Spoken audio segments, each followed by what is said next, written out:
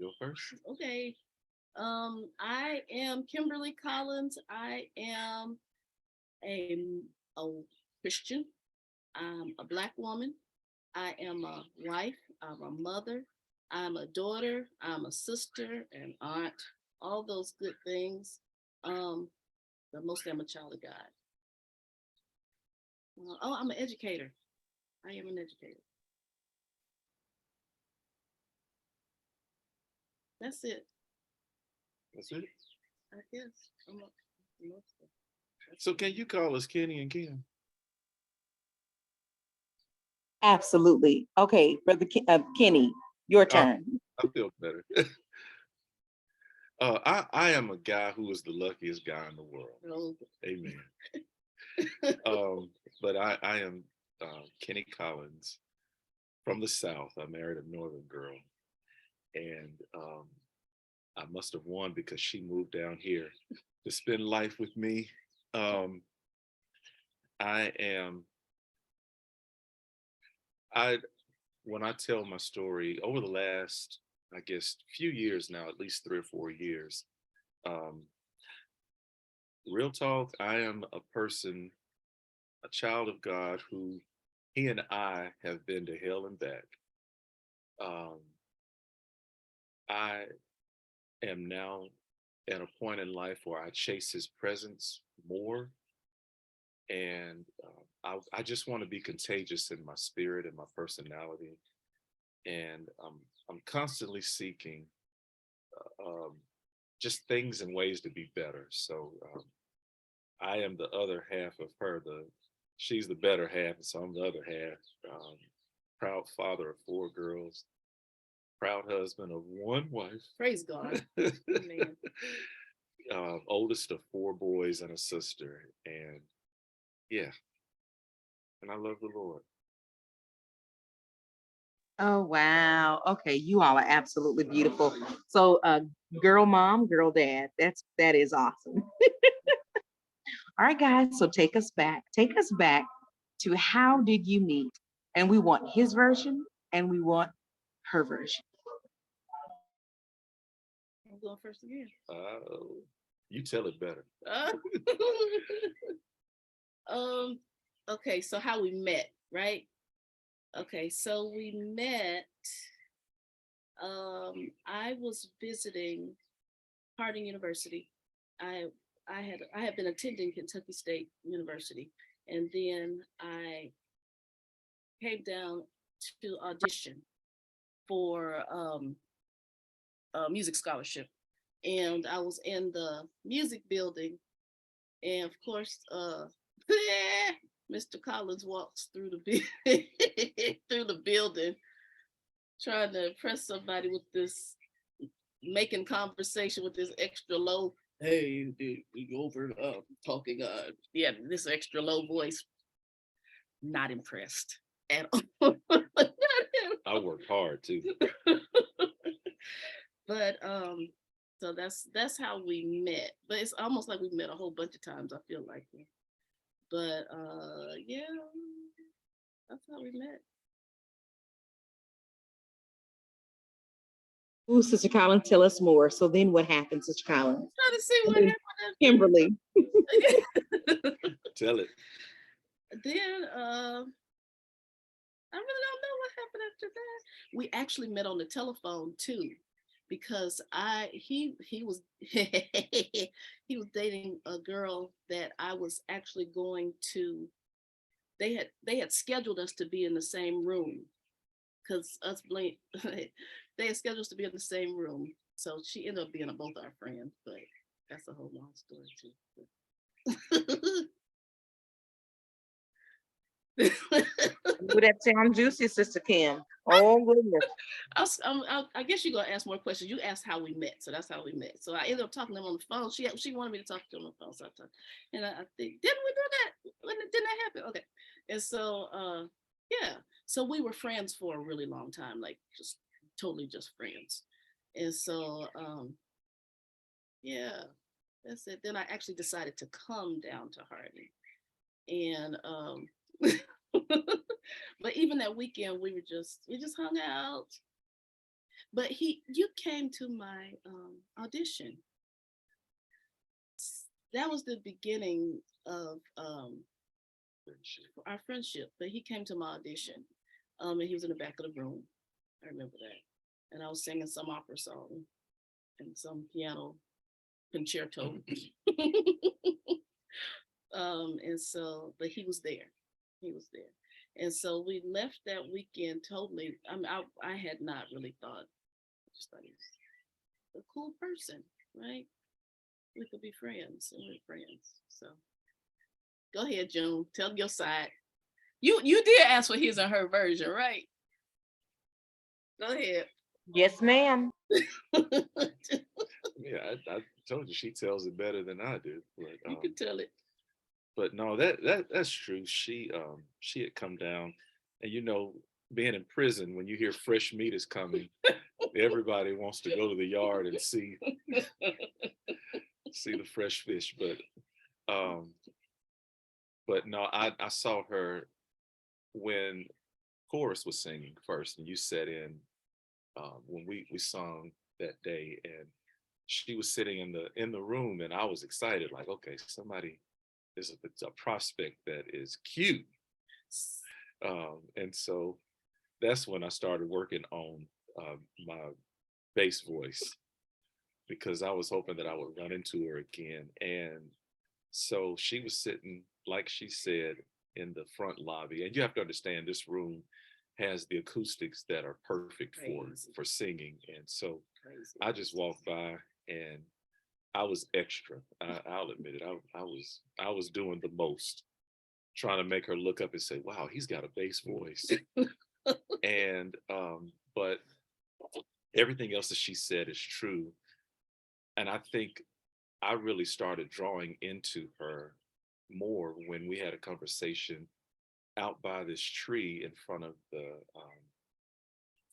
I want to say the business building, but He was on the other side of the music building. yeah. And so she was telling me of people that she knew, and we knew a lot of the same people, and were fans of some of the same singers from Southwestern. And so I went down this list of songs, like, hey, do you know this? Do you know that? And so then she started singing a little bit, and I was like, okay, this is it. This is the one. So I forgot about everything else, and my pursuit was on. And so I'm going to say this now before we go any further, just so that you know, God really does favor me, because he answers all of my prayers. And one of my prayers and my yearning was for her to come to Harding, so that she could eventually be sitting right next to me on this day right now. So anywho. Oh, Brother Kenny, you just dropped the mic. So let me just go back a little bit. Brother Kenny, did you say that you went down a list of songs when you met her and tried to impress her with your bass voice? And that Yes. and that's how you knew she was the one, because she knew all the songs? She knew the people and the songs, and I was like, hey, and she's like, yeah, I know. And we stood there by that tree, and she sung and I sung, and I tried to harmonize with her, and she was on a whole other level than me. That has never been true. And don't believe so that. I was like, man, I'm intimidated. Yeah, right. And then later, she had some tapes that she shared with me, because this was before CDs came out. And lo and behold, her brother-in-law and her sister had music.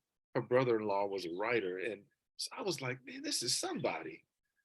And so I was really intimidated to be around her. So every time. Shout out Kelvin Alexander. Yeah. Kelvin and Linda, one accord. But every time I was ever around her going into our friendship, I always, and she never knew this, but I always tried to make sure that I sounded like what she was used to hearing. And that was hard, because I was like, I don't want to do anything to turn her off. And so, yeah, God had mercy. Okay, Sister Kim. So we got to stop right up and through here. Sister Kim, were you impressed with his bass voice? What was it that drew you into him? Drew me in. Now, what drew me to him, that's it really. So to me, he's the best singer. He's the best soloist I know. He is. I always thought that's like this dude. I don't care what note he hits, he gonna find a way out of it, and it's gonna work. I I always had get in never trouble. met anybody that could sing with and just figure it out. Wherever he lands, he gonna figure it out. And I so, always get in trouble. yeah. But the richness and the beauty of his voice to me is real distinct. And yes, that's a part of his, that's a piece of his draw. But it really wasn't the biggest part, but it is a piece of his draw to me. So actually, okay, so I thought I was gonna like one of his friends when I came down. That's what he wanted me to say. It took about Two of them. No, you're making that part up. No, I'll Then you got some stuff to share. Okay, so I thought I was gonna like one of his friends, but that was a no. Great guy, just not mine.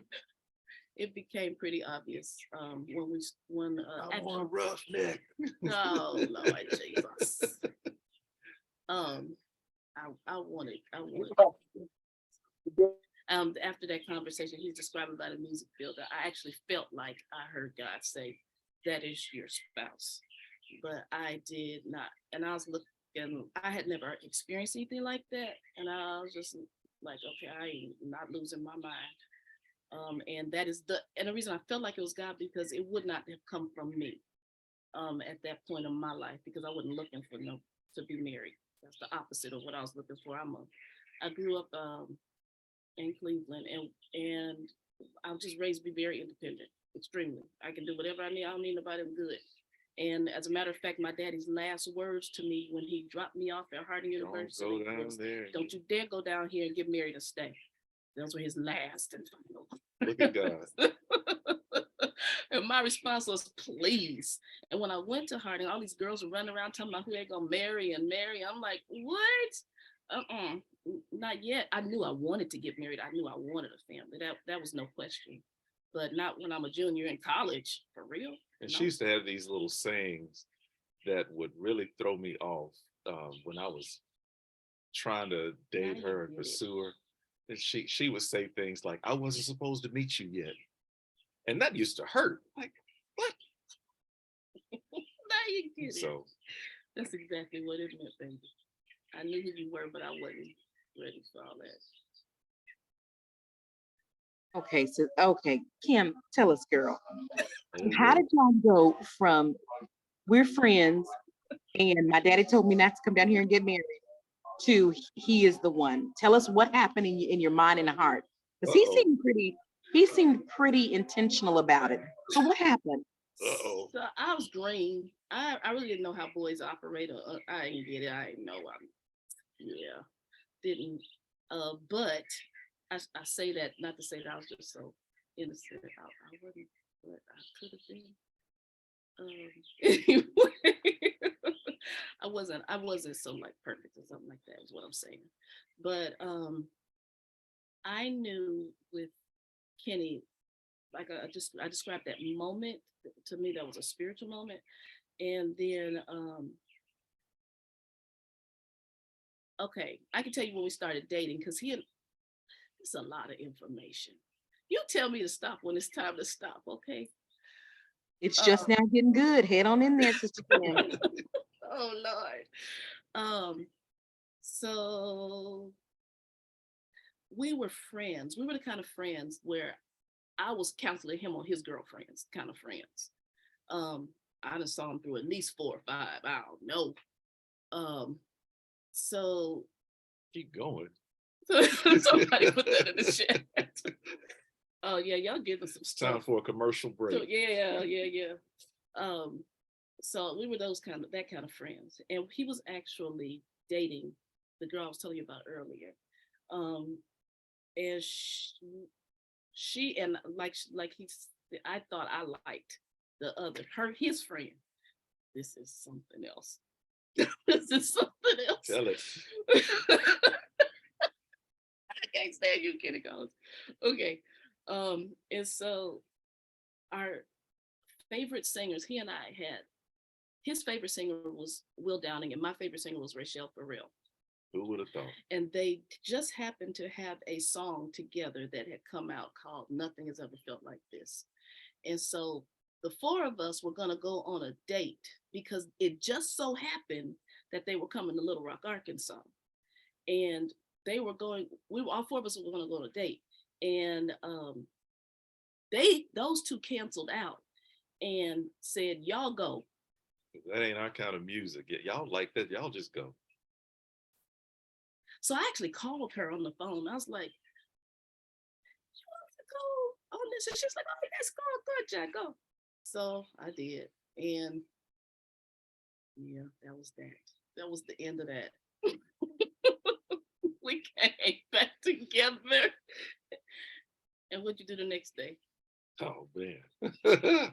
So that evening, that day, when all that conversation happened, we were at my parents' house. We had come down to Little Rock for something that weekend, and Kim was looking in the phone book trying to find the number to get the tickets. And Yeah, Dawn.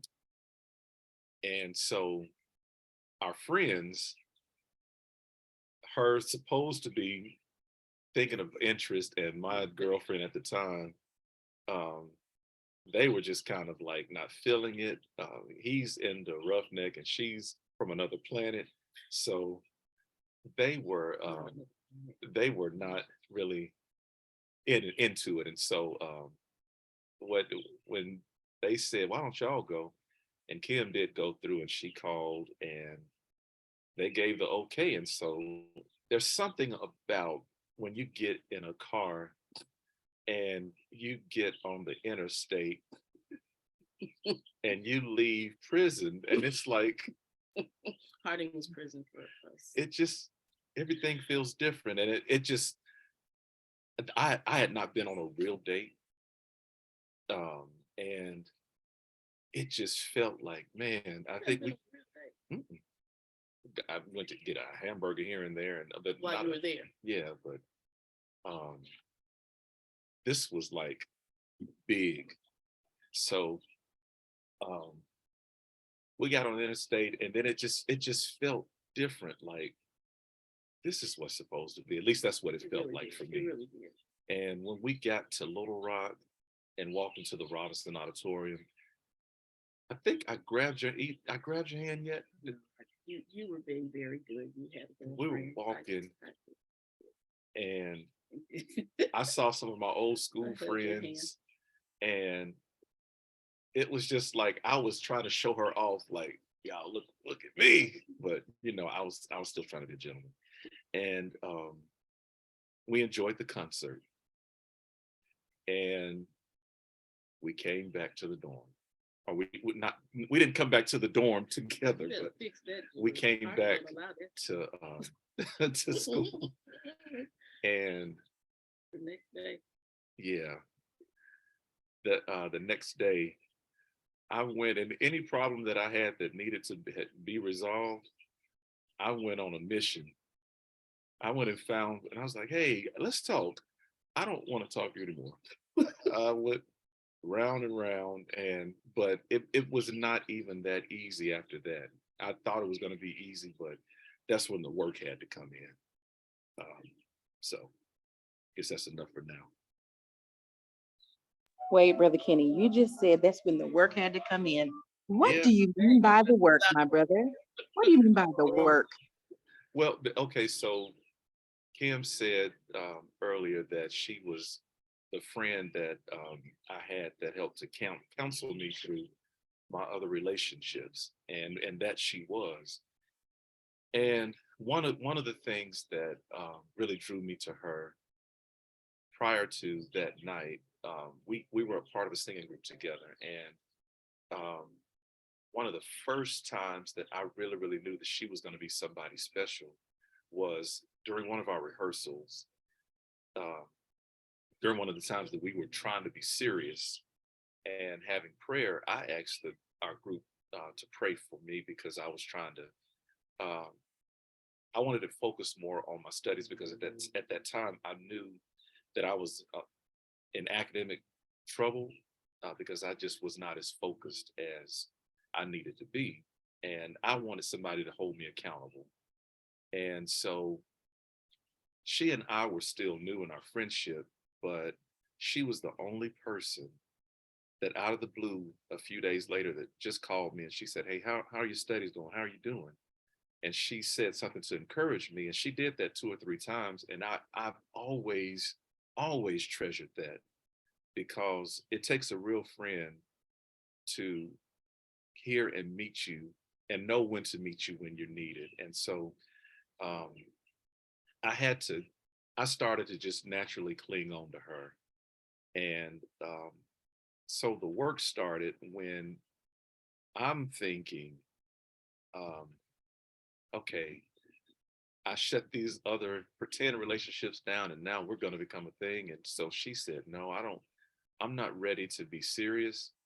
Um, and I had to prove to her and prove to myself that I was really ready for something serious because at the time I didn't realize how serious relationships were for her to go into. And so it was hard because I kept thinking I was doing these things to impress her. I knew the right scriptures to say when it was time to act spiritual.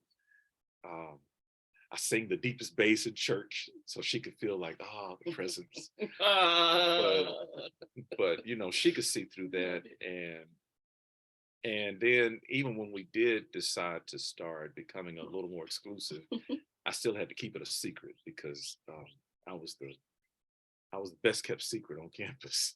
So, but I had to put in some work But that was and my own. still. That was my own feeling. So that put off on you. Okay, Sister Kim, did you notice the work he was putting in and how did you feel about the work? Gosh, this is the guy that while I'm practicing in the piano studio, he would walk by and make his head go through the window so I could see his head, and he'd go back again so I could see his head, and then he'd go back to see I his just wanted to take a break.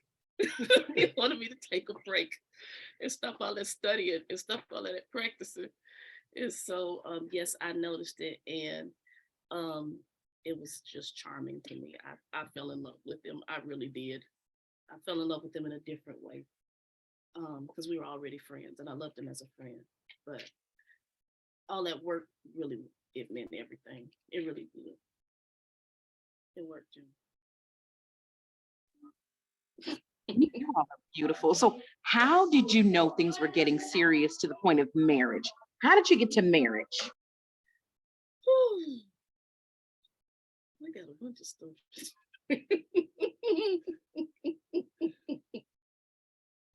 Ladies first. Ladies first. No, you go first. I went first. So, well, naturally, a lot of folks around us was doing the thing that she was talking about in the beginning, um, getting married and knowing their spouses, and I always knew in my heart and inside that we were going to be married, and um,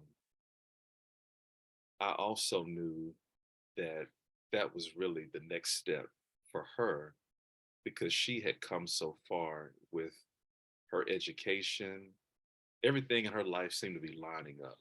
And I was scared, like, man, I'm not even worthy. I don't deserve it. She could just leave and like go find the real Mr. Right. And and so we talked about it, and then I would always be the one to back off. And then I would talk about it again, and then I would back off. And it was just thinking back, in reality, I was not mentally confident enough in myself to believe that I could be the man that would take care of her because I felt like she always deserved so much more. And she would say things like, "I just want you. I just want you." And I would be like, "But I'm not enough," you know. And so, but inside, I carried that, and I tried to work to become better. And Then we had to get through parents. I was worried about her father, but that was the easiest conversation. And then, but it was my mom, I think, that knew that there was going to be a struggle for me because I didn't have all of my stuff together. And so my mom was a hard sell at first. But now shouts out to mom. She's like the biggest advocate for us.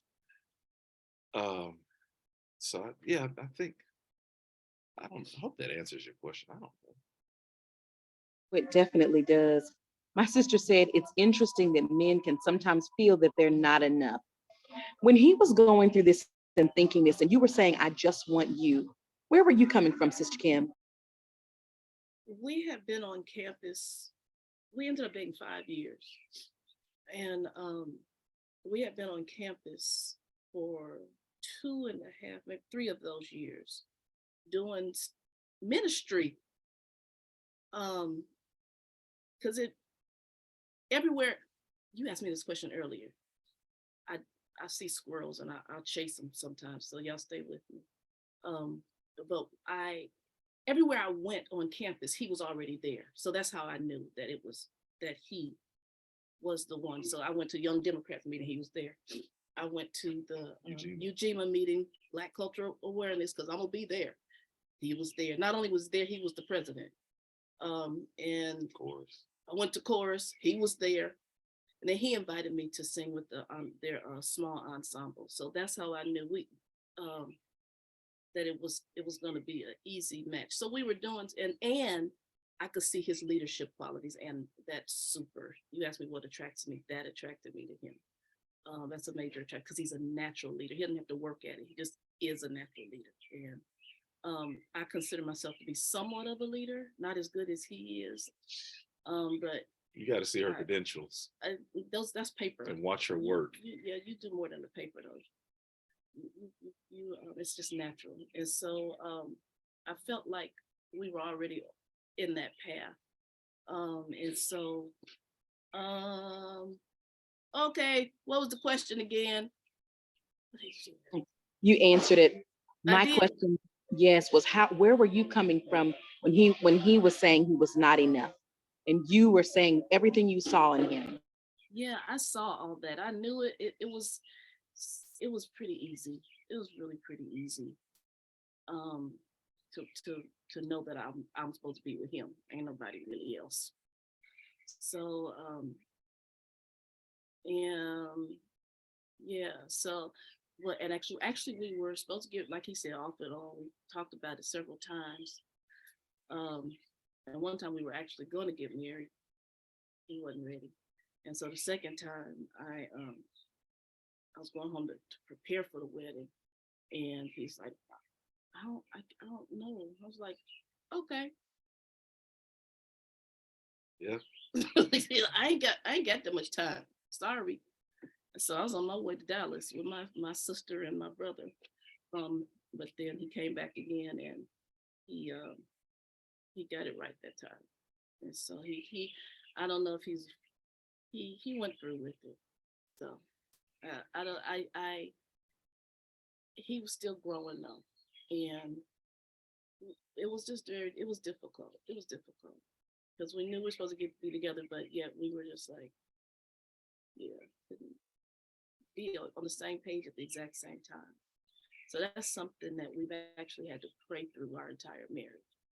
It's just to be on the same page at the same time. Oh, that is powerful, you all. Hmm. That even in your marriage, you've prayed, let us be on the same page. That's incredible. Yeah, Don says, God bless your heart, Kim, for your patience. Amen. Amen. Yeah. But he's been patient with me as well. So, but he's worth it. I'm worth it. Amen. Amen.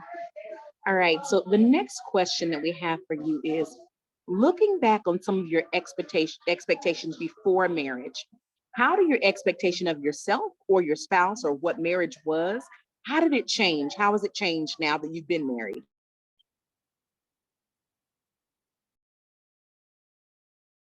How's our expectation of marriage changed? Hmm. Well, for me, all I had was just the model that I had, before me, my parents um, and my grandparents. They were the ones that I was closest to.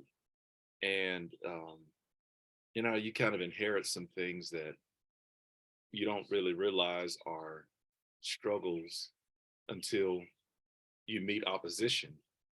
And, and not to just air dirty laundry, but, there were just some things that I didn't realize that I was inheriting or modeling that at some point I was going to have to see different and change. One was communication, um,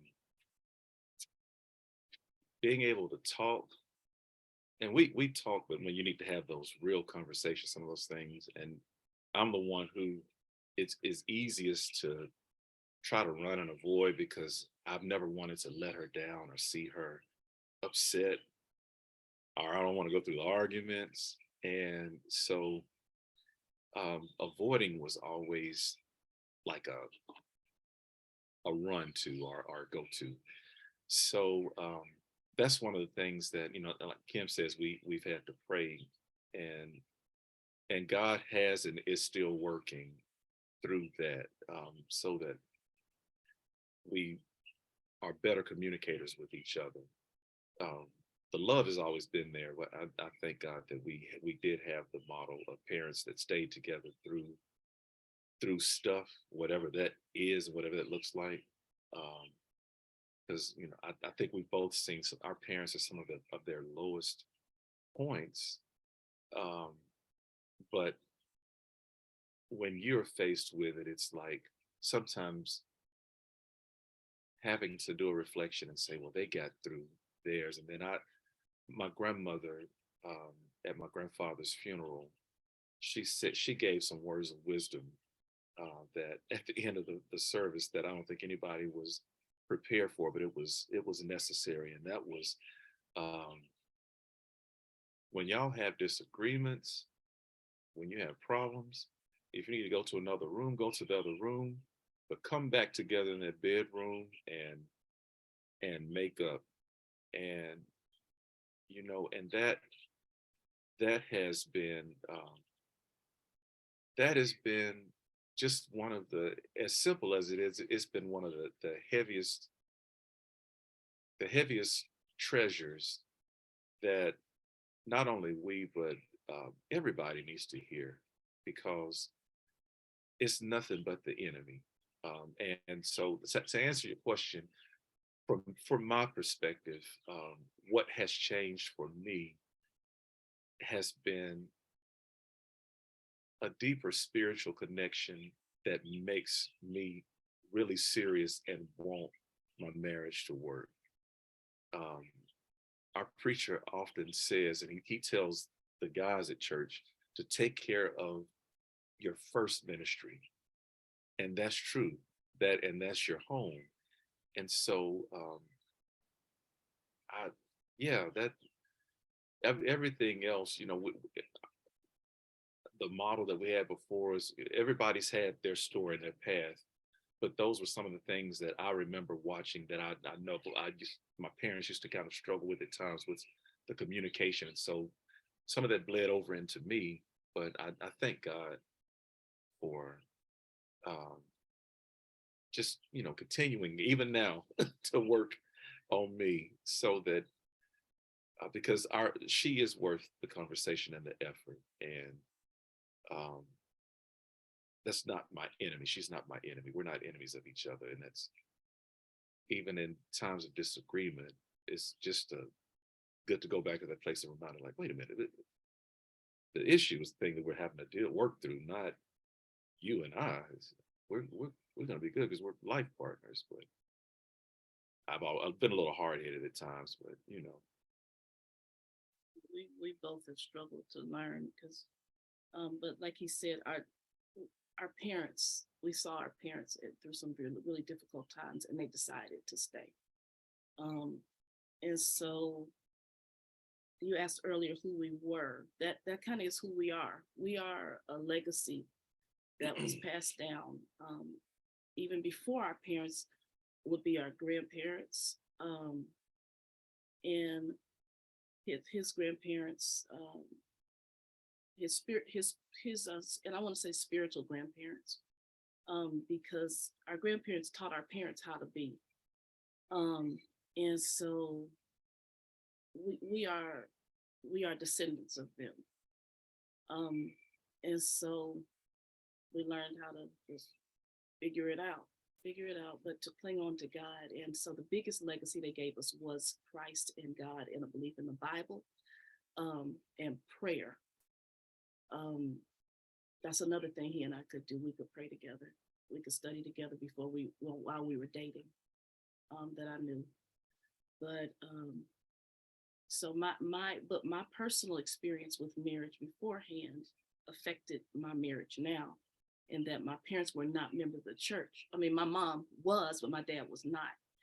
But my mom was determined that my sister and I would either marry someone that was a member of church, or they were going to have to be some kind of Church of Christ, some person, because that's she understood, and she struggled on her own, with my dad not being a member. But I got to see what both sides. I got to see what worldly looks like, and I got to see what Christian looks like. And so when you ask me who I am, I'm really.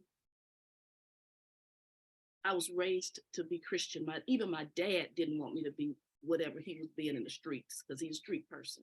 He was a street person, but he had a great heart, and he loved God too. And so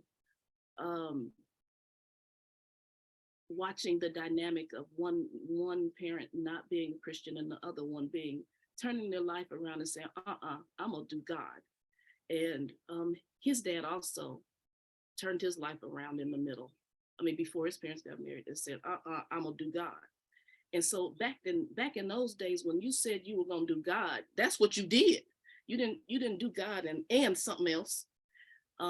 That's the legacy that we come from. And so I pray that we can continue, that what we do now continues that legacy. There was no both. You said you're gonna do God, you're gonna do God. And so that carries on into your marriage. What does your marriage look like? Your marriage then must be centered around God. And he already has the blueprint. So all you gotta do is follow it. Don't make it hard. Just follow it. But life does make it hard. Our emotions make it hard. Our experiences make it hard. So because my dad was not a Christian, I experienced them being separated for a while. I experienced all kind of, not all kind of, it wasn't a bad life, but I experienced some stuff that non-Christians bring sometimes. And Christians, wait, hold up, let me correct that. Christians and non-Christians do things that we're not always supposed to do. So, but I had my own baggage from those experiences that I then had brought with me into my marriage. And so I had to figure out how to work with that. And he's been patient with me in working through those things. Wow, y'all. I really want to say thank you for going so deeply, and talking to us about the real, which has to do with the legacies, the great, the positive, the wonderful, and the things that we have to change in our lifetime. That's powerful. Brother Kenny, someone asked a question of you. I think it was Sister Michelle. She said, you could go back. How did you go from feeling less than to proposing and going into marriage? What did you, what self-work did you do, or what changed for you that helped you move into the space of asking for her hand in marriage? Wow, really? I know. Y'all serious up in here. So back in the day when I was young, I'm not a kid anymore, but no, back then, one of my struggles was the enemy of defeat, because I messed up my path by not being focused in school. And so one of the hardest times for me was when my parents, I got on academic probation and my parents took me out of school because they got tired of making that trip down to talk to the dean, to try to work out things for this kid Kenny that everybody loves, but just didn't know how much of a struggle he was having just to. And I wasn't a dumb person. Not at all. It was just that my focus was off, and the easiest thing for me was to just do what I knew. And at back then I just was not committed to putting in the work to go to class, to comprehend and finish what I had started. And so um and I'm having to go back, and that's why it's taking a minute to go to share the story, to to show you where my mentality was. So one of the hardest times for me was being apart from her. Um, that first day of school, after I was on, my parents had pulled me out, and I was working in my uncle's restaurant, and at 9 o'clock that morning, while I'm wiping tables down, um, I knew that I should be sitting in chapel. And in the middle of that restaurant, just started crying. And so the manager of the restaurant at that time, Mr. Gus, this African man, they always have the best proverbs. And he sat down with me, and um, we just talked, and he was like, Casey, what's going on? And so I just said, man, I'm not supposed to be here. And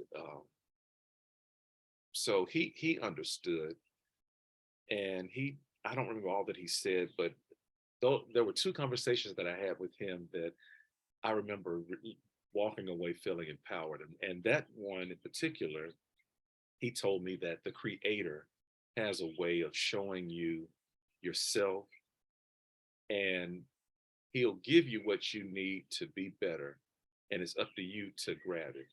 And that was from an African man. And so in time, I came to understand that. And then with she and I having to have a long distance relationship, it was hard. Real Um, hard. and so Hated it. I decided, well, even though I'm not in school right now, I'm gonna move closer. And so I went and I found Do you want to hear? an apartment down in Searcy. I think I went through 2 or 3 You apartments. told him how you got more confident. What I do, start paying bills. I don't know. I'm just making sure you stay on the topic. Yeah. Well, that's what led to the apartment. Okay. Yeah. So I got into an apartment. I told you I meet her. She's used to my stories because they could go on for a minute, but having to take care of myself and pay bills, but still in some ways being rebellious because I wanted to prove that I could do it. And it felt good for her to be able to come to my apartment sometimes and eat. Um, and I would get to see her before she had to go back to hers. And then we just started talking more. And I, I, I came to a point of realizing, because she said to me several times, look, I'm not going to wait forever. And I got more serious and determined. And I got on track because with the state that I was in, I went into this management training program and started feeling like, okay, now I've got something that can help take care of us. And I started working towards that, and I found my confidence again through that, because I wanted to be able to contribute and not feel like I was having to live off of her, because that's just not a good place for really for anyone. But as a man, when you're taught to be a provider, in your heart, it's like you feel like you're coming up short when you can't do that. But her heart was, I'll do whatever I got to do to take care of us. You just keep working and stay with me. But I'm so determined, like, no, I'm gonna provide it But you all. were right. You were right. You were right. So yeah, I hope that answers. I'm sorry to have to take you back to chapter 2, but And That was that was excellent. But Thank you for I want to answer also, just echoing what he said. When he started feeling more like he was trained that a man should feel, but it's not how a man should feel. Then he turned into. I saw a change in him. He just became. He wasn't just Kenny, that my little boyfriend. He was. He started being a man.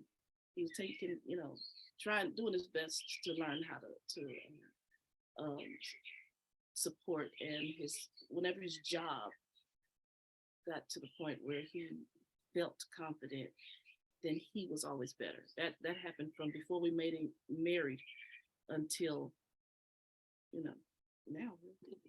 yeah. Oh my gosh. Y'all, thank you so, so much for sharing what you're sharing, because this is the real that sometimes we don't talk about. And so I thank you so much. So tell us, in your marriage, how do you cope during challenging times and deciding to hold on to each other and not walk away, and just how do you cope with the challenging times? I walked away one time, and I'll never do that again. So we were. So she told you earlier that we've always been in ministry together, and one of our first ministries when we were first married was working with the. We put together this group of kids. We've always believed in being a bridge, and so um, we used to direct all of the kids from some of the local churches of Christ here in Little Rock in a chorus, Central Arkansas. youth chorus. And we were proud. Those were our Wonderful babies. kids. Wonderful kids. And one night after practice, we got into the silliest argument. We were dropping off one of the kids. And now we lived in this town called Jacksonville. And we were in 30 minutes away in Little Rock, down the street from my high school, Parkview. We were in Twin Lakes. This And is true. this was on a Sunday This is evening. exactly where we were. And so when we dropped one of the kids off, I got in, I don't know what we were into it about, but I got so frustrated. Now I still had on my Sunday go to meeting clothes. We just finished praying over these kids and singing about, oh, how I love Jesus. And now I can't stand you. So we always had this thing, if we were arguing, we would pull over the car and so I got to the point where I didn't want to hear anymore. And she said, you got this car, I'm leaving. And she said it like twice. I said, I'm gone. So I got out of the car and No empty promises. she drove. And Parkview was at the bottom of this hill. And so I was like, okay, she's gonna go up the street and she'll stop and wait for me, then I'll get in the car and we'll fuss a little bit, but then I'll say, okay, I'm sorry. And then she'll say, okay, let's do it. And it'll be okay. Well, I kept walking and I realized, wait a minute, I'm in another neighborhood. Wait a minute, I just crossed the freeway. Now, this is before cell phones. Um, the next thing I knew, I was on Markham, that's a 5 or 10 minute drive. You can only imagine how long of a walk. And so somebody on this call is probably going to laugh because they'll remember this time. Danielle and her husband were driving, Oh, stop and it. they saw me on Markham, and they did a U-turn and they came and they said, "Are you okay?" And I was like, "Yeah, I'm just walking, I'm getting exercise." And they said, "You sure?" I was like, "Yeah." Now the bottom of my shoes were tore up, but I'm walking. I wanted to prove myself. I ain't have a way of calling her. I don't even think I had 20 cents in my pocket.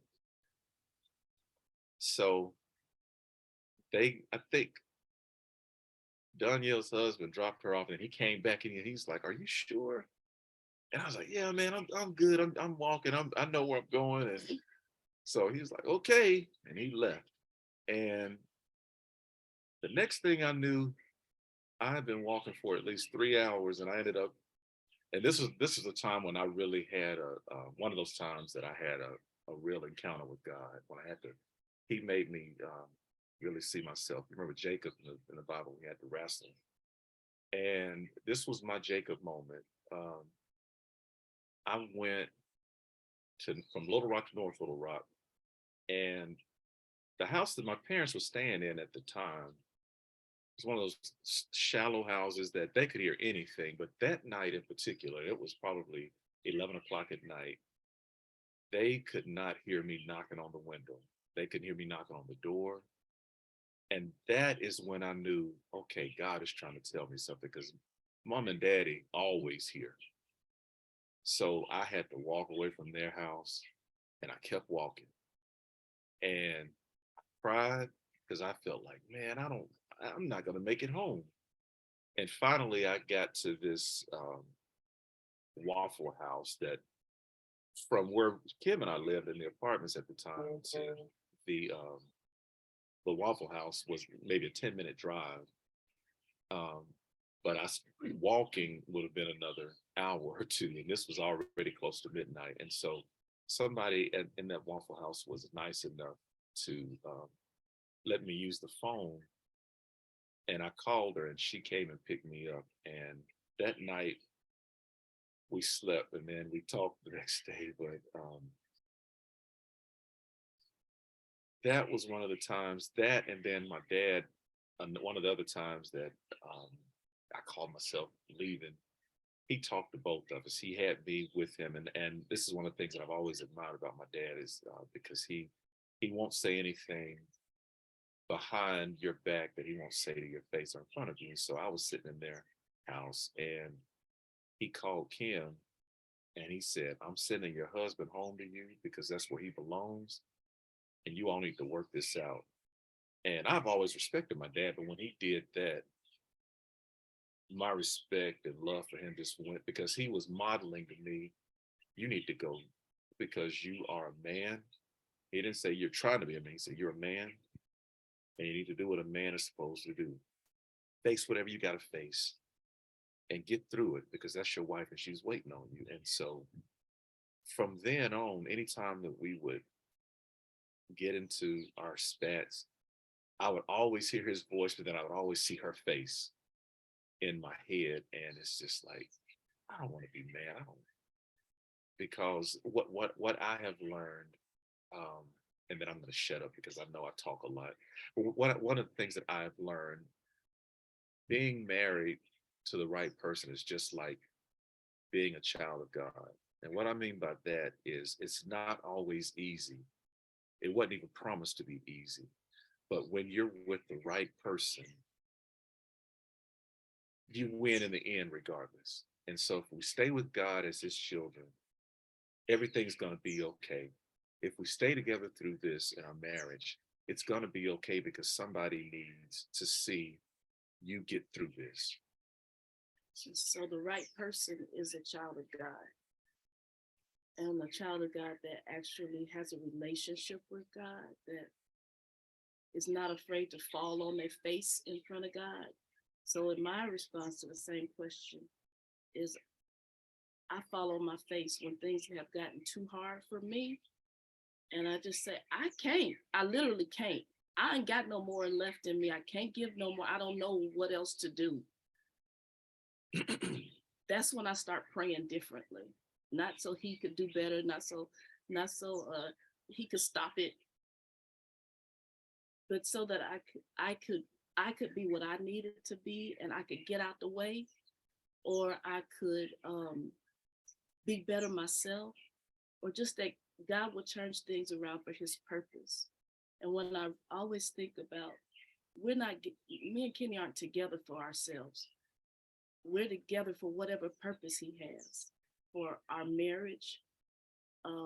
We've always talked about whatever we go through, we want to be able, at some point in our lives, we've always wanted to be able to bless somebody else. And the opportunity to bless somebody else. Well, yeah, you got to go through something. So that's the catch with that. You got to go through something to have something to bless somebody with. And so we've been through some stuff. We really have. we don't, well, we've been through some stuff, but when I remember that our purpose is greater than the stuff we've been through, then I just keep going because I trust God. He knows stuff I don't know. He knows stuff I have no clue about why he's doing, but I know that he gave this man to me, and I know I'm giving